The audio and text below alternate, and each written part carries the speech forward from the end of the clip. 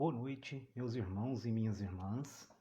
Nós estamos iniciando hoje a nossa palestra. Meu nome é Helenilson Fidel, do Núcleo Espírita Paulo Estevão, e nós decidimos falar hoje sobre Maria de Nazaré, a mãe de todos nós.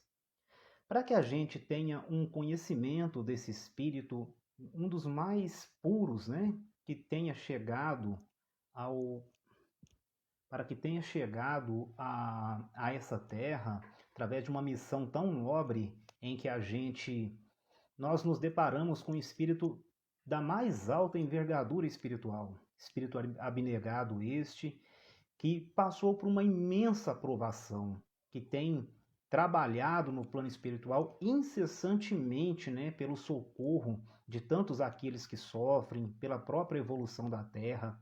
Espírito esse que passou por inúmeras dificuldades quando esteve na Terra, assistindo e dando testemunho, do sacrifício do governador da nossa Terra, através do seu sacrifício no Gólgota, através da sua crucificação e posteriormente o seu aparecimento, a sua ressurreição, estando 40 dias entre os apóstolos após o seu desencarne. Maria de Nazaré é um dos espíritos em provação neste planeta que tem se transformado em uma verdadeira fonte de luz para todos nós, dando a nós, principalmente nesse mês em que se comemora o aniversário de Jesus, o aniversário do governador, nada mais alegra o nosso coração do que falar, de sua Mãe Santíssima, que também é a mãe de todos nós.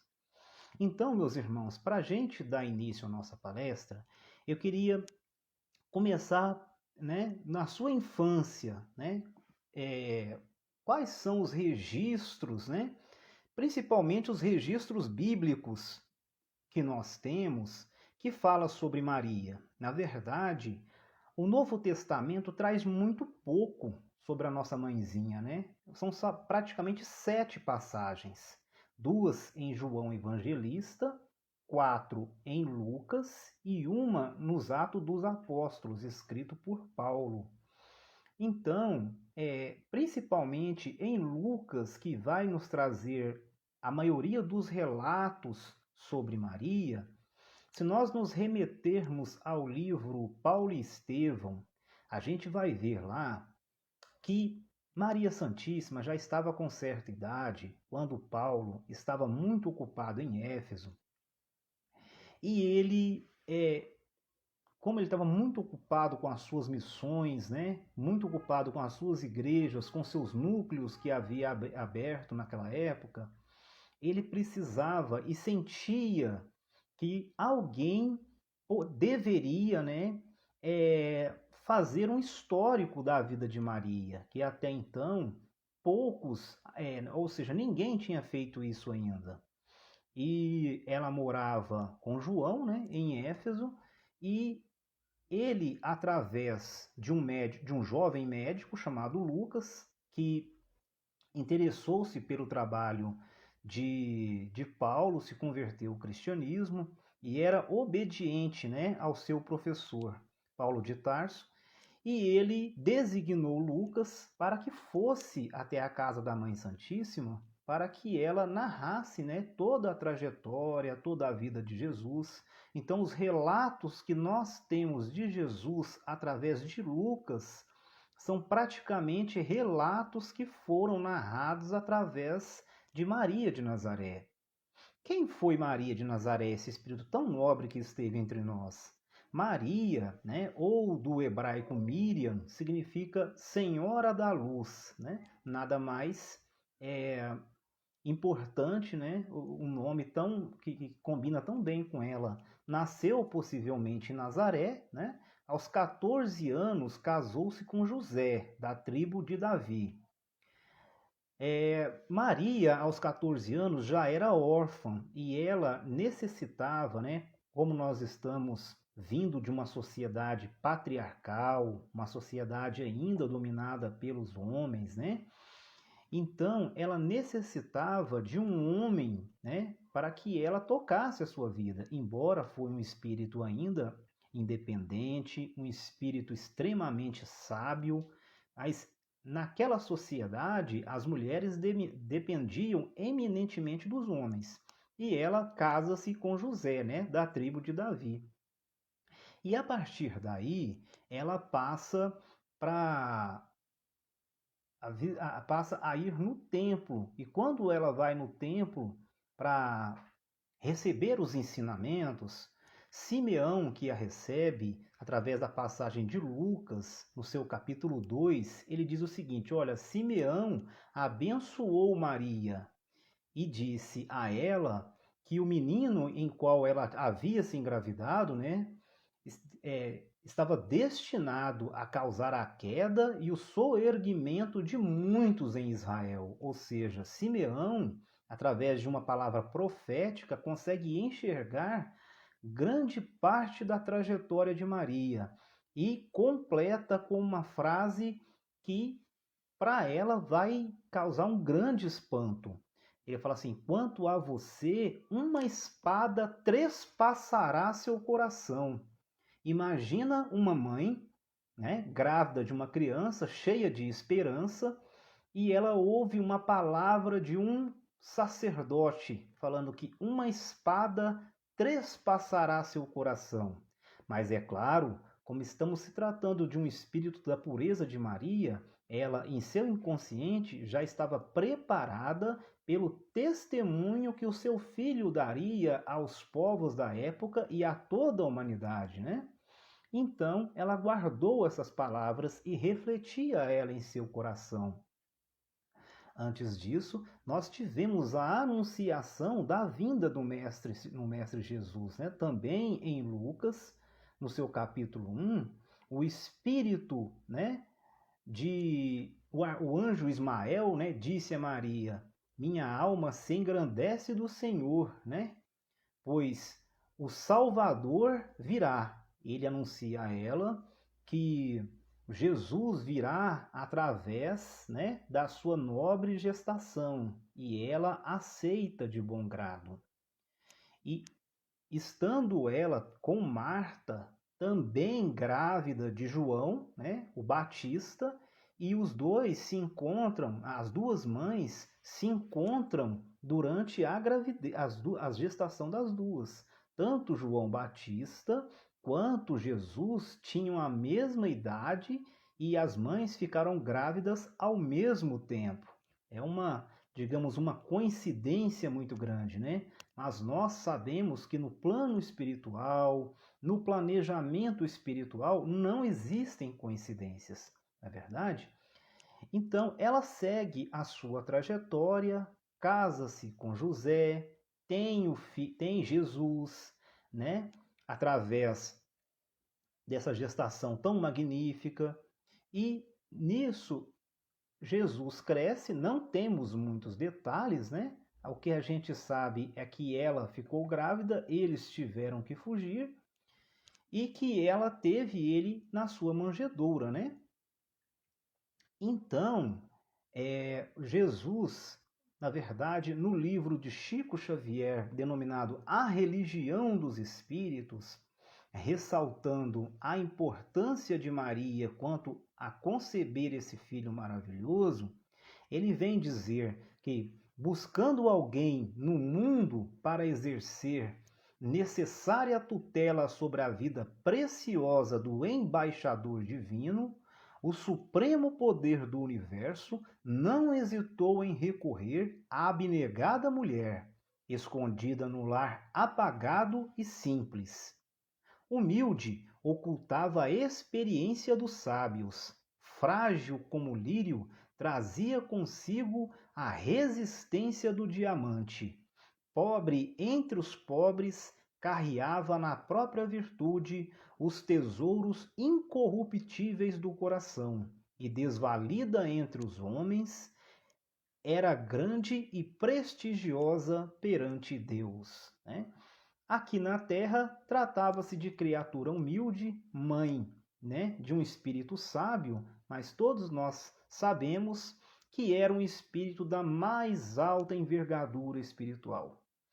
Trata-se de um espírito que, fora o governador do nosso orbe, é o espírito de maior prestígio nessa terra. E que, em pese pouco se fale sobre ela no Novo Testamento, nós temos uma verdadeira tradição em cima da adoração e em cima do testemunho de quantas e quantas pessoas que tiveram suas vidas transformadas pela sua fé em Maria de Nazaré, né? A mãe de Jesus. Prosseguindo, quando Jesus, a terceira passagem dela em Lucas, quando Jesus vai visitar os sacerdotes no templo, Maria fica muito preocupada. E quando ele volta, já um pouco tarde, ela fala com ele, né? Jesus, aonde você estava? Nós estávamos preocupados. E Jesus, já uma adolescente, ciente de toda a sua trajetória nesse orbe, ele fala assim: mãe, acaso não sabes quem eu sou? Né? Acaso não sabe a minha missão? E neste momento, Maria, que já tinha, né, uma noção da missão de Jesus nessa terra, que já havia sido anunciado, né, pelo anjo Gabriel, anunciado pelo sacerdote Simeão no templo e por tantos outros, ela, nesse momento, ela entende a verdadeira missão de Jesus na terra. Então, ela passa a orientar o seu filho para a sua vida pública, né? Ele passa a trabalhar com José na marcenaria, sendo-lhe ensinado esse humilde ofício, e a sua primeira aparição pública ou a narrativa do seu primeiro milagre são nas bodas de Caná. O que seriam essas bodas de Caná? Está narrado em João, no seu capítulo 2, versículo 1 ao 12, que estando ele na festa, né, junto com os noivos, uma festa em que participavam toda a comunidade naquela época, as festas eram públicas, né, e toda a comunidade participava, faltou vinho. E neste momento o noivo, né, todas as pessoas ficaram preocupadas por ter faltado vinho na festa. E Jesus, até então um adolescente, Maria chega a Jesus e fala para ele assim: filho, acabou o vinho. Ele fala assim: e acaso o que tenho eu com isso, mulher? O fato dele chamar ela de mulher, naquela época, não quer dizer um ato de desrespeito, muito pelo contrário, é como se fosse chamando ela de senhora, minha senhora. E acaso tenho eu com isso, né? Ou seja, a festa não é minha, eu só estou aqui participando dela. Ela, numa figura de autoridade perante o Cristo, chama os garçons e falam com ele: tragam tudo o que ele necessitar. Ou seja, praticamente ela dá ao Cristo, ao Jesus, né, em plena flor da adolescência, da juventude, uma ordem, né? Faça aquilo que deve ser feito. E Jesus então chama os garçons, os servidores da casa, e manda que tragam água, né? E neste momento, na visão de todos, à vista de todos, ele transforma a água em vinho. E pelo relato dos evangelhos, esse é o primeiro milagre que o Cristo faz, né, em público, porque com certeza ele já teria feito outros prodígios, né, na intimidade da família. Haja vista ser um espírito dessa envergadura. Então, a partir deste momento, todos têm, né, uma noção de quantos milagres Jesus vai fazer a partir daquele momento. E Jesus cresce, reúne os seus apóstolos, né? Muitos deles, a grande maioria, na casa de Simão Pedro, depois no galpão junto aos pescadores, e vai reunindo os seus apóstolos e transformando a vida de todos. E a partir deste momento, passa-se o tempo e Jesus acaba sendo, né, como já conhecemos, traído, humilhado e crucificado, preso, né? E crucificado lá em Jerusalém. E então, Maria, numa nova narrativa de João, no seu capítulo 19, ela acompanha todo o testemunho do Cristo desde a sua saída, né, da prisão no Sinédrio, o seu interrogatório perante o tetrarca, perante Caifás, a sua subida, o seu sofrimento no Gólgota, até a sua crucificação. Então, e narra, né, em João que estaria com ela Maria Madalena e uma interrupção aqui, mas vamos continuar. E na crucificação de Jesus teve a presença de Maria Madalena, Maria de Nazaré e mais uma outra mulher, e João, né, o evangelista, que até então contava-se com seus 14 anos. O homem, naquela época, ele tornava-se, né, adulto, tornava-se responsável a partir entre os 12 e os 14 anos. Né? Naquela época não havia o período de adolescência. E Maria, como uma senhora que estava sozinha, haja vista que José já havia desencarnado, necessitava de um outro homem, de uma outra mão masculina que pudesse ficar com ela, né? Que pudesse ampará-la, né? Porque nós estamos tratando de uma sociedade patriarcal. E o Cristo, sabendo de todos esses desafios, que não deixaria a sua mãezinha desamparada, olha para João e fala assim, né? Filho, eis aí a sua mãe. E olha para a mãe dele e fala assim, mãe, eis aí o seu filho.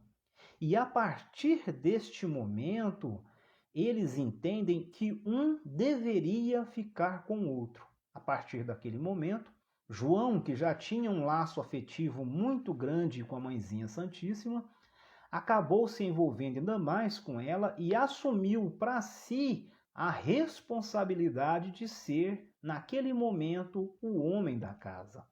E Maria de Nazaré passa a conviver com João.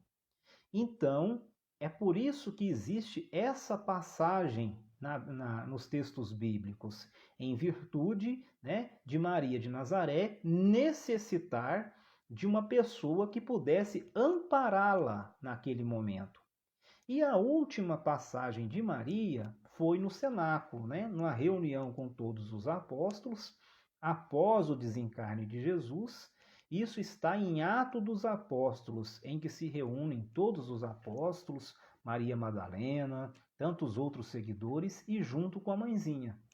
Neste momento, ela já está morando em Éfeso, né, numa casinha muito simples, junto ao nosso irmão João. E João começa a peregrinar, já está bem adulto, né?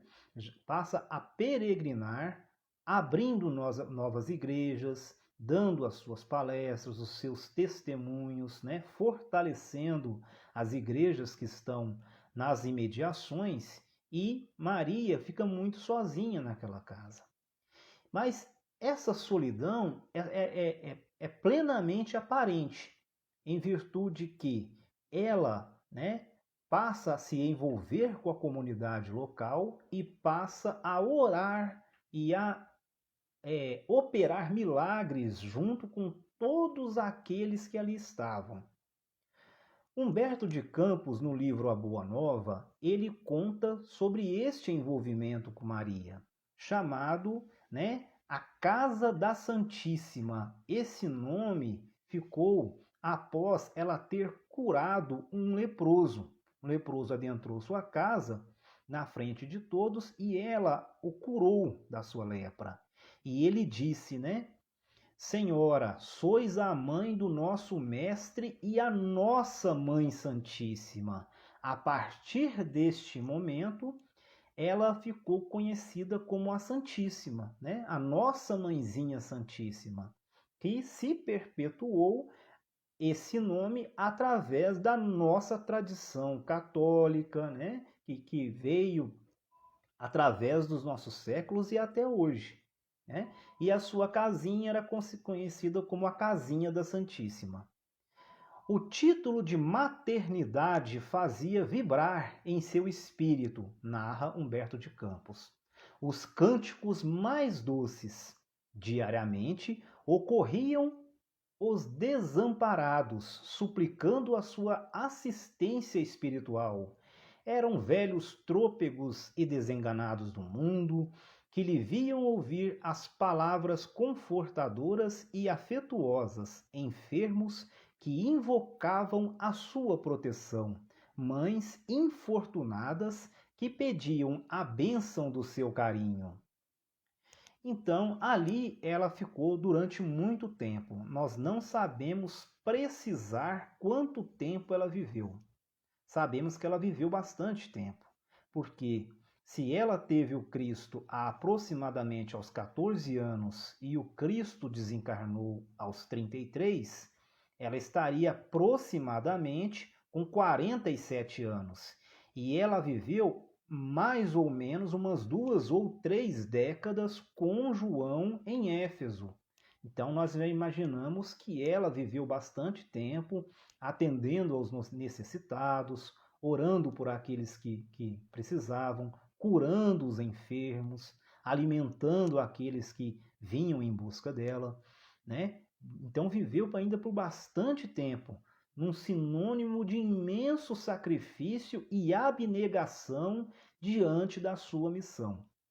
A sua missão na Terra não se circunscreveu somente ao fato de ter nosso mestre, de educá-lo, de prepará-lo para o seu testemunho, mas assim também de mostrar imensa personalidade e força, né, ao se tornar a nossa Santíssima, a que curava todos aqueles, né, que necessitavam, na mesma maneira que o Cristo fazia, dado também a pureza do seu coração. Maria narra ainda o nosso Humberto de Campos que quando ela estava quase desencarnando, já bem idosa, né? Diz que chegou uma pessoa na sua casa. Eu vou narrar aqui porque é muito bonita essa história. O desencarne de Maria. O hóspede anônimo lhe estendeu as mãos generosas e lhe falou com profundo aceno de amor. Minha mãe, venha aos meus braços. Nesse instante, fitou as mãos nobres que lhes ofereciam, num gesto da mais bela ternura. Tomada por comoção profunda, viu nelas 2 chagas, como que seu filho revelava na cruz. Compreendendo a visita amorosa que Deus lhe enviava ao coração, bradou com infinita alegria: meu filho, as úlceras que te fizeram. Ou seja, ela reconheceu aquele desconhecido que a visitava através das úlceras e viu nele o seu filho Jesus. Num ímpeto de amor, fez um movimento para se ajoelhar. Ela ia se ajoelhar perante o Mestre. Queria abraçar-se aos pés de Jesus e osculá-los e beijá-los com ternura. Ele, porém, levantando-a, cercado de um halo de luz celestial, se ajoelhou a seus pés e, beijando-lhe as mãos, disse em carinhoso transporte: Sim, minha mãe, sou eu, venho buscar-te, pois meu Pai quer que sejas no meu reino a rainha dos anjos. Né? Humberto de Campos narra isso em Boa Nova. Olha só a suprema humildade do nosso Jesus, que se ajoelha, que reconhece a sua mãe, que reconhece o sacrifício feito por ela durante toda a sua trajetória. Então, meus amigos, a gente vê a grandeza de Maria, a grandeza desse Espírito que passou por todos os seus testemunhos, que passou por inúmeros sacrifícios e em nenhum momento esmorejou, em nenhum momento se queixou, em nenhum momento se arrependeu das suas dificuldades. Nem no momento mais difícil, que foi o momento da crucificação do seu próprio filho. Ali ela entendia que ele deveria passar pelo testemunho, pelo sacrifício, que deveria passar por toda aquela situação. E somente orava e pedia a Deus que lhe desse forças para passar por aquele momento. E a nossa mãezinha querida desencarnou, né? Aí ela desencarnou, todos os apóstolos a visitaram, velaram seu corpo, né? E assim ela partiu para o plano espiritual. E antes, né, narra-nos ainda Humberto de Campos que antes dela desencarnar, ela pediu para Jesus para saber de todos os apóstolos que ainda estavam na terra. E ela viu, né, visualizou todos aqueles apóstolos, os seus queridos filhos, e como eles estavam e em que condição eles estavam. Principalmente ela se preocupou com Judas, que havia suicidado. E Judas, mais para frente, vai ser socorrido por ela, que nós vamos narrar aqui.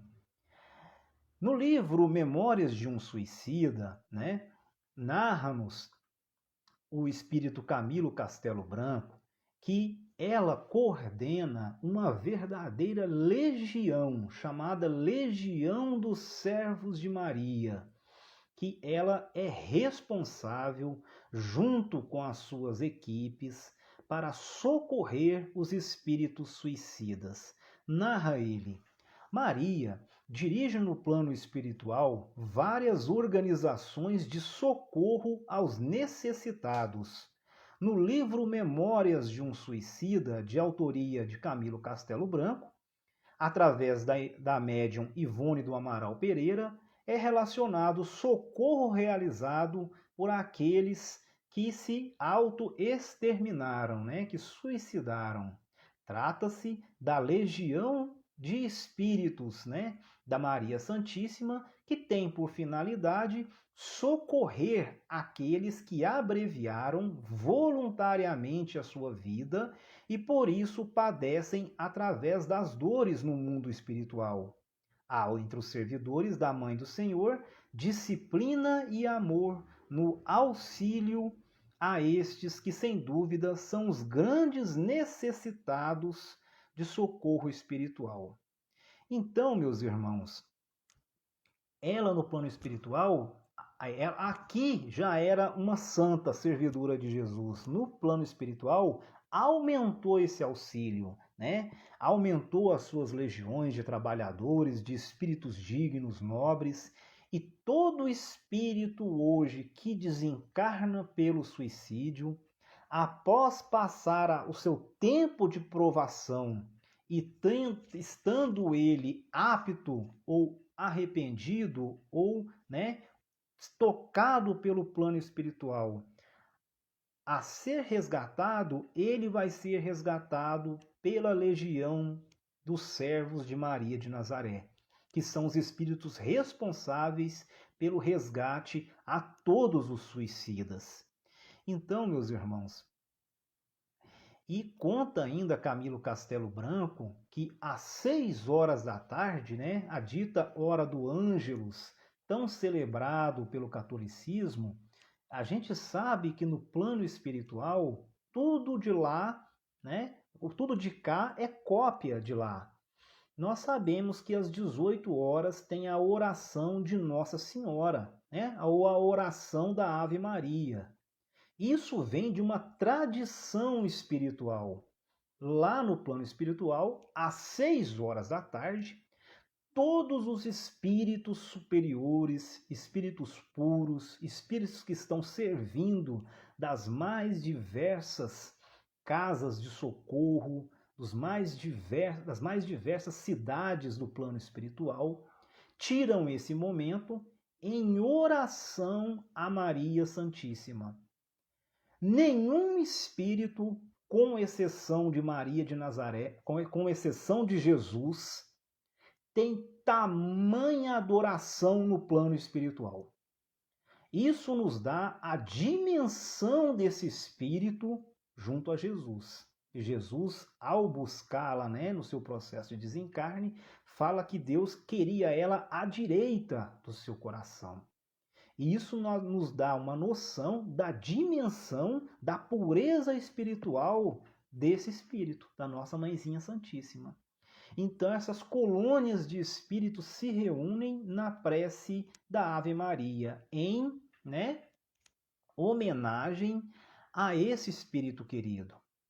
E para encerrarmos, toda essa trajetória da nossa mãezinha que cuida de nós, que socorre os desamparados, que dado o seu testemunho, ela, através de um poema de Maria Dolores, psicografado por Francisco Cândido Xavier, relata o socorro, da mãezinha querida a Judas, ainda perdido no plano espiritual, dada a sua situação, o seu suicídio após entregar o Cristo, pelas 30 moedas. Relata Maria Dolores no poema Retrato de Mãe. Depois de muito tempo, sobre os quadros sombrios do Calvário, Judas, cego no além, errava solitário. Era triste a paisagem, o céu era nevoento, cansado de remorso e sofrimento, sentara-se a chorar. Nisso, nobre mulher de planos superiores, nimbada de celestes esplendores, que não conseguia divisar, chega e afaga a cabeça do infeliz. Em seguida, num gesto de carinho profundo, quase que em oração, ela diz: meu filho, por que choras? Acaso não sabeis? Replica o interpelado, claramente agressivo. Sou morto e estou vivo. Matei-me e novamente estou de pé. Sem consolo, sem lar, sem amor e sem fé. Não ouviste falar em Judas, o traidor? Sou eu que aniquilei a vida do Senhor. A princípio julguei poder fazê-lo rei, mas apenas lhe impus sacrifício, martírio, sangue e cruz. E em flagelo e aflição, eis que a minha vida agora se reduz. Afastai-vos de mim, deixai-me padecer neste inferno sem fim. Nada me pergunteis, retirai-vos, Senhora. Nada sabeis da mágoa que me agita. Nunca penetrareis na minha dor infinita. O assunto que lastimo é unicamente meu. No entanto, a dama calma respondeu: meu filho, eu sei que sofres, sei que lutas, sei que a dor que causa o remorso que escutas. Venho apenas falar-te que Deus é apenas amor em toda parte. E acrescentou serena: a bondade do céu jamais condena.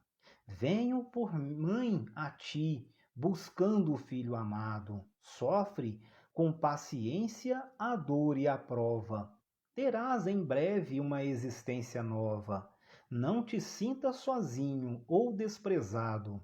Judas interrompeu-a e bradou, rude e pasmo: mãe, não me venhas falar aqui com mentira e sarcasmo. Depois de me enforcar num galho de figueira, para acordar na dor, sem mais poder fugir à vida verdadeira, e procurar consolo e força de viver ao pé da pobre mãe que me forjara o ser. Ela me viu chorando e escutou os meus lamentos, mas teve medo do meu sofrimento. Expulsou-me a esconjuros, chamou-me monstro, por sinal. Disse que eu era unicamente um espírito do mal. Intimou-me a terrível retrocesso, mandando-me que apressasse o meu regresso para a zona infernal de onde, por certo, eu vinha. Ah, eu detesto a terrível mãe que eu tinha. Não me faleis de amães, não me faleis de amor, sou apenas um monstro sofredor. Ainda assim, disse a dama docemente, por mais que me recuses, não me altero. Amo-te, filho meu, amo-te e quero ver-te de novo a vida maravilhosamente revestida, a paz e luz de fé e elevação. Virás comigo à terra, perderás pouco a pouco o ânimo violento, terás o coração nas águas de bendito esquecimento. Numa nova existência de esperança, levar-te-ei comigo a remansoso abrigo, dar-te-ei outra mãe, pensa e descansa.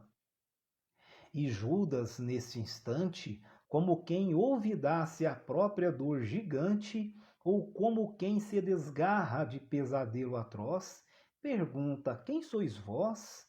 Quem me fala assim, sabendo-me o traidor? Sois divina mulher, irradiando amor, o anjo celestial de quem presinto a luz. No entanto, ela, ao fitá-lo frente a frente, respondeu simplesmente: Meu filho, eu sou Maria, eu sou a mãe de Jesus.